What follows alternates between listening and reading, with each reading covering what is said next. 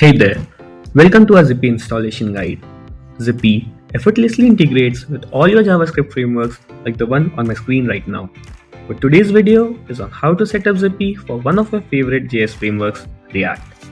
So get ready to breeze through the 2-minute setup process as I walk you through it step by step. You can also visit docs.zipy.ai to know in detail how to install Zipy using different methods like script tag or via NPM tag.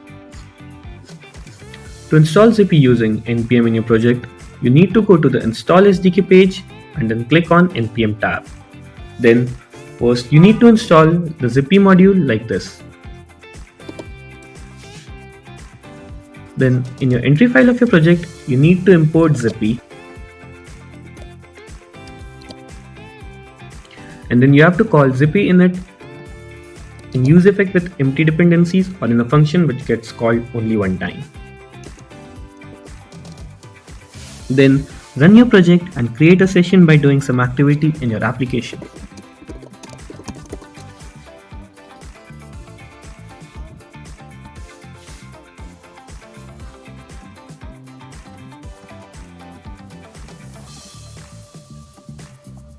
Then within a minute you'll be able to see your user sessions here.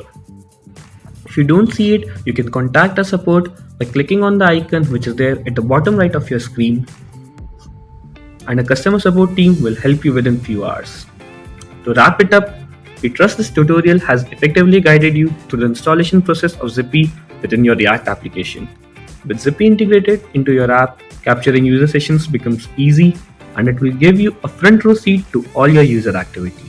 You can watch users' live session in real time to offer support, catch errors, and debug critical issues.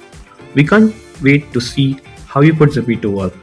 From understanding user behavior to fine-tuning your app for peak performance, the sky's the limit.